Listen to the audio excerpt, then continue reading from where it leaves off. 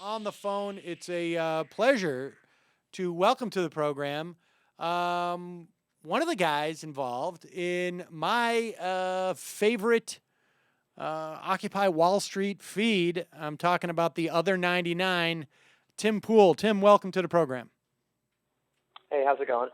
It's going well. Now, give us a little background. When did you did you start doing this on your own? How many of there are you, and when did you start? Well, we started with four of us. There's Henry James Ferry, Will McLeod, Jesse LaGreca, who most of you probably know, and then me, Tim Pool. And we've been doing this since the very beginning of Occupy Wall Street. It's sort of been a snowball rolling down a hill. You know, as time goes on, we build more momentum, and I guess we saw a really big spike in that with this past week. Right. And my favorite moment, I think, in watching your coverage, was the night that people marched in front of City Hall, and then began to move up Broadway to Union Square. And at one point, the protesters grabbed the kettling net and began to run through the street to it. And I still, we of course played the clip at the time, but it still resonates in my head. This night belongs to Occupy Wall Street. Give me a sense of what's been the most sort of dramatic moments for you as you've been covering this. There was obviously that night with the occupiers taking the orange kettling that really just left me in awe. And that's you heard me yell, "Tonight belongs to Occupy Wall Street." And they started to hold net over their head and chanted, "Whose net? Our net." There was one of the other most intense events for me was when the vandals who were draining the tires on the NYPD vehicles, sort of rushed at me, trying to get me to turn the camera off, and they're swinging at me. One guy grabbed me, and then I think another really just awe-inspiring moment is when the freight truck was trying to leave the park with all of the possessions, and there was about 50 to 75 of the protesters linked arms, and they chanted, "We are the 99%."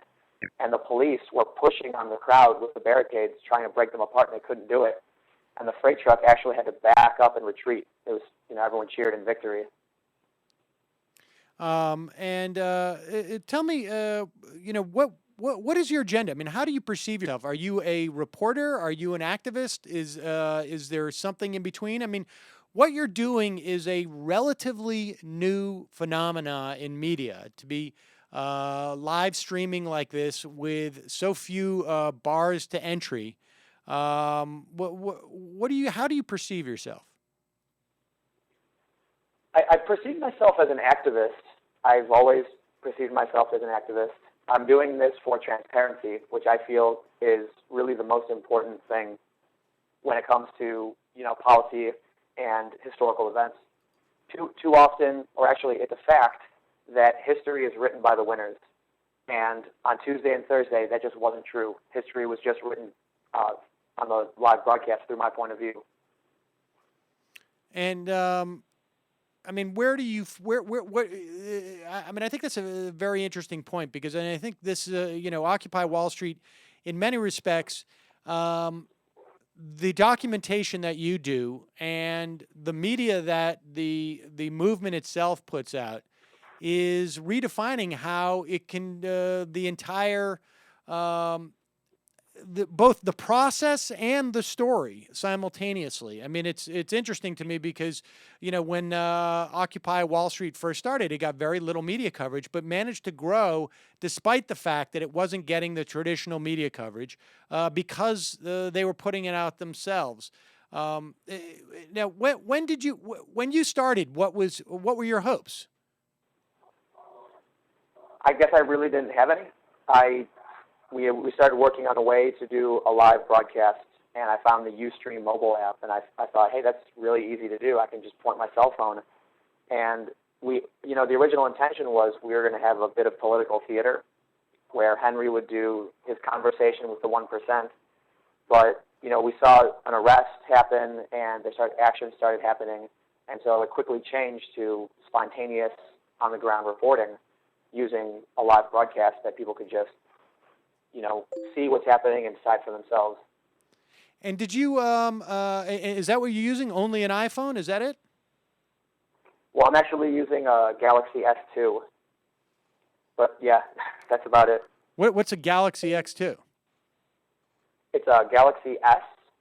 It's a Droid phone. It's Okay. a Sprint Unlimited. So you shoot all of it through your phone. Yeah, I have the Sprint Galaxy S2 with unlimited data, and it's hooked up to an XPAL 18,000 milliamp battery. Wow, interesting. I had no Yeah, I've idea. actually, I for some reason I presumed you guys had a camera rig, but just because the quality is that good. yeah, I mean, it's got a, I mean, I feel like I'm doing a commercial here, but it's got a 8 megapixel 1080p high def camera in the back of it, and Just yeah, for full I disclosure actually, sake, just for full disclosure sake, you're not a paid spokesman, correct? no, I am absolutely not. All right. Well, sorry. Now, tell me also how this evolved with you and Henry, because when I first started watching it, Henry seemed to be sort of the correspondent, and then at one point you guys had multiple cameras going, the other 99 and the other 99 too. So how does that work out? Is it just a question of who's available that day? Who's able to get down there? What are the inner workings? When it first started, the sort of dynamic we had was that I was just handling the technology, and Henry was actually giving the reports. But as I'm the one who set it up and knew how to make it work, with this action happening, especially the Oakland Solidarity March that we were just talking about, it was hard for us to stay together because you have just we had 2,000 people in the street. I'm running full speed to try and film it, and Henry gets lost in the crowd. And I was sort of, put in the spot to take over the narration. And just with Tuesday, with the eviction, Henry and I were just not. We were at two different meetings. I was at the Spokes Council to see what that was going on. Spokes Council is an organizational system for Occupy Wall Street.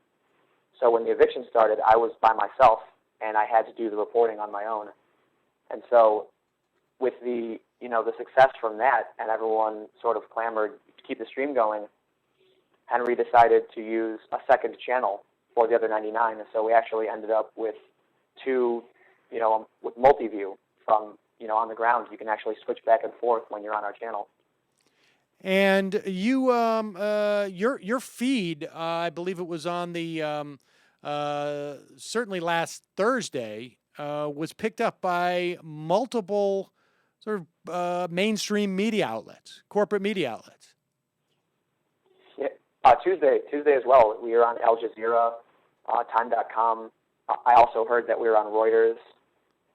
It's a huge list that everybody was. Huffington Post is one. They were just we were the primary source at that point. And so, what are you doing now? I mean, how do you support yourself doing this? It seems to me that you do it almost every day. I mean, how do you support yourself doing this?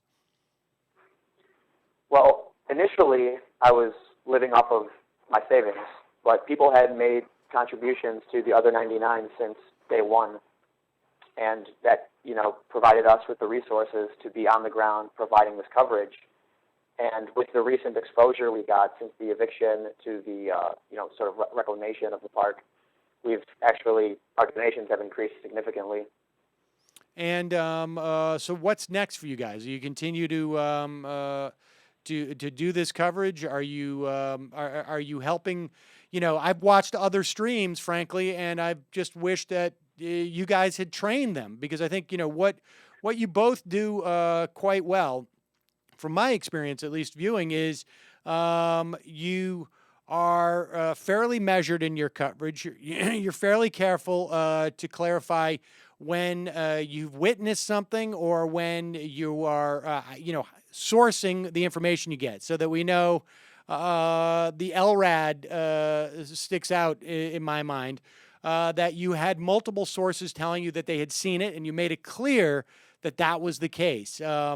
And I wonder if you guys have been in touch with other streamers around the country to help advise them on how to go about approaching it. Has there been any conversations like that, or is it just you're operating on your own? Well, we don't coordinate with other teams, but I have given a lot of technical advice as to how I do the broadcast. Most of the other teams use the Livestream program. We use Ustream, and Ustream.tv actually has the mobile app where you broadcast right from your phone. Mm-hmm. And Livestream actually, you'll see these teams walking around with laptops and webcams with external batteries and hotspots. So they don't have the versatility. Now, as for sort of the narration, the reporting, I spoke with Vlad from Global Rev, and he said, what you guys do is exactly what everyone should, giving your report a narration of what's happening so that people can get a better understanding of it. Yeah, it's fantastic, and so we can expect more from you guys in the future. Yes. Yeah, I plan on being in Oakland on December 12th, where they've actually planned to shut down all of the ports. So that's my real hope. December 12th in Oakland, and we'll keep an eye. The website is, the Ustream is ustream.tv/the other 99. And what's your website? wearetheother99.com. wearetheother99.com. Tim Poole, thanks so much for spending some time with us. Really appreciate your work, and you're doing a great job, and keep it up.